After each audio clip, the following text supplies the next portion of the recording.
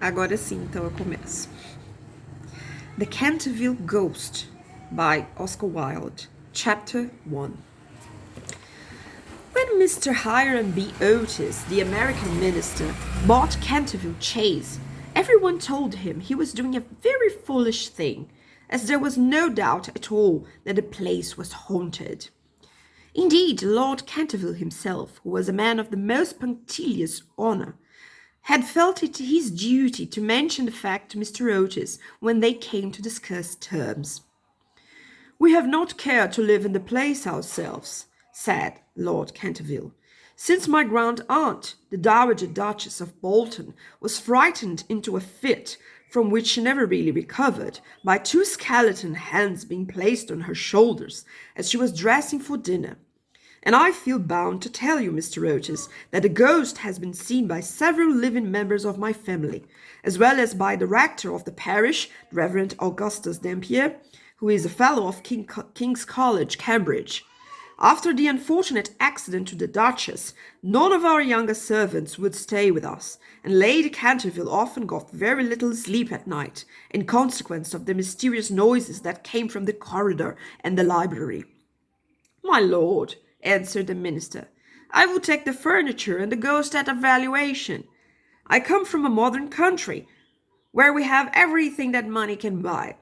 And with all our spry young fellows painting the old world red and carrying off your best actresses and prima donnas, I reckon that if there were such a thing as a ghost in Europe, we'd have it at home in a very short time in one of our public museums, or on the road as a show." "I fear that the ghost exists," said Lord Canterville, smiling, "though it may have resisted the overtures of your enterprising impresarios. It has been well known for 3 centuries, since 1584 in fact, and always makes its appearance before the death of any member of our family." "Well, so does the family doctor, for that matter, Lord Canterville. But there is no such thing, sir, as a ghost, and I guess the laws of nature are not going to be suspended for the British aristocracy." "You are certainly very natural in America," answered Lord Canterville, who did not quite understand Mr. Otis's last observation. "And if you don't mind a ghost in the house, it is all right. Only you must remember, I warned you." A few weeks after this, the purchase was completed, and at the close of the season the minister and his family went down to Canterville Chase. Mrs. Otis, who, as Miss Lucretia R. Tappan of West 53rd Street, had been a celebrated New York belle, was now a very handsome middle-aged woman with fine eyes and a superb profile. Many American ladies, on leaving their native land, adopt an appearance of chronic ill health, under the impression that it is a form of European refinement. But Mrs. Otis had never fallen into this error.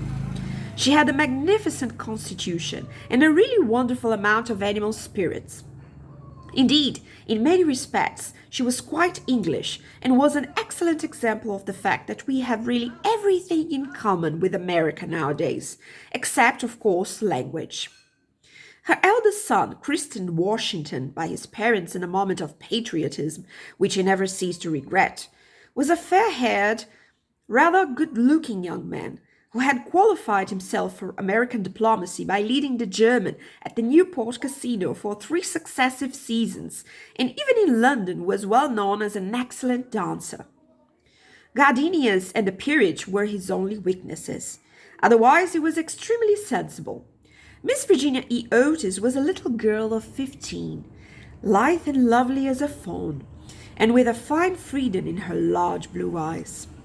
She was a wonderful Amazon, and had once raced old Lord Bilton on her pony twice round the park, winning by a length and a half, just in front of the Achilles statue, to the huge delight of the young Duke of Cheshire, who proposed for her on the spot, and was sent back to Eton that very night by his guardians, in floods of tears. After Virginia became the twins, who were usually called the Stars and Stripes, as they were always getting swished. They were delightful boys, and with the exception of the worthy minister, the only true republicans of the family. As As Canterville Chase is 7 miles from Ascot, the nearest railway station, Mr. Otis had telegraphed for a wagonette to meet them, and they started on their drive in high spirits. It was a lovely July evening, and the air was delicate with the scent of the pine woods. Now and then they heard a wood pigeon brooding over its own sweet voice, or saw, deep in the rustling fern, the burnished breast of the pheasant.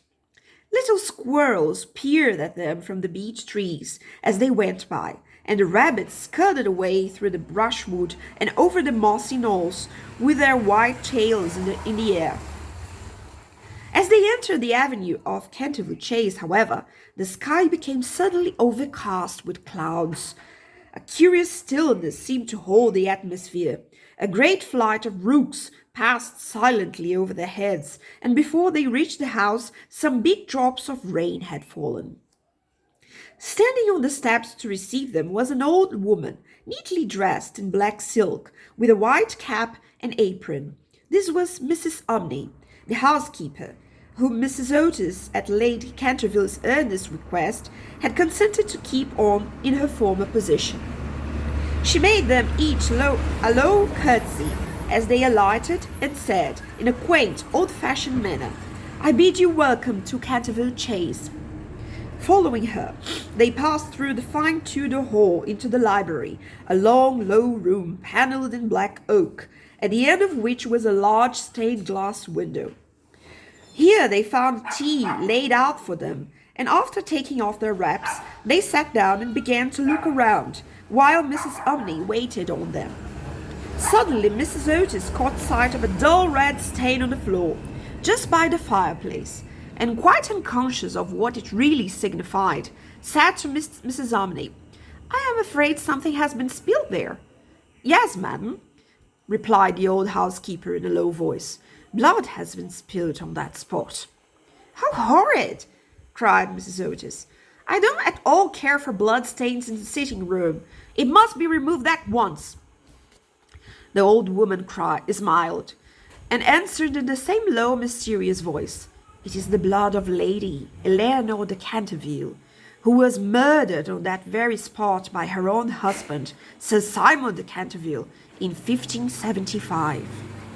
Sir Simon survived her 9 years and disappeared suddenly under very mysterious circumstances. His body has never been discovered, but his guilty spirit still haunts the Chase. The blood stain has been much admired by tourists and others, and cannot be removed." "That is all nonsense," cried Washington Otis. "Pinkerton's champion, stain remover, and Paragon detergent will clean it up in no time." And before the terrified housekeeper could interfere, he had fallen upon his knees and was rapidly scouring the floor with a small stick of what looked like a black cosmetic. In a few moments the trace of the blood stain could be seen. I knew it's all right. "I knew Pinkerton would do it," he exclaimed triumphantly, as he looked round at his admiring family. But no sooner had he said these words than a terrible flash of lightning lit up the sombre room. A fearful peal of thunder made them all start to their feet, and Mrs. Umney fainted. "What a monstrous climate," said the American minister calmly, as he lit a long cheroot. "I guess the old country is so overpopulated that they have not enough decent weather for everybody. I have always been of opinion that immigration is the only thing for England." "My dear Hiram," said Mrs. Otis, "what can we do with a woman who faints?" "Charge it to her like breakages," answered the minister. "She won't faint after that." And in a few moments Mrs. Umney certainly came to. There was no doubt, however, that she was extremely upset, and she sternly warned Mrs. Otis to be aware of some trouble coming to the house. "I have seen things with my own eyes, sir," she said, "that would make any Christian's hair stand on end. And many a night I have not closed my eyes in sleep for the awful things that are done here." Mr. Otis, however, and his wife warmly assured the honest soul that they were not afraid of ghosts, and after invoking the blessings of Providence on her new master and mistress, and making arrangements for an increase of salary, The old housekeeper tottered off to her own room. End of part 1.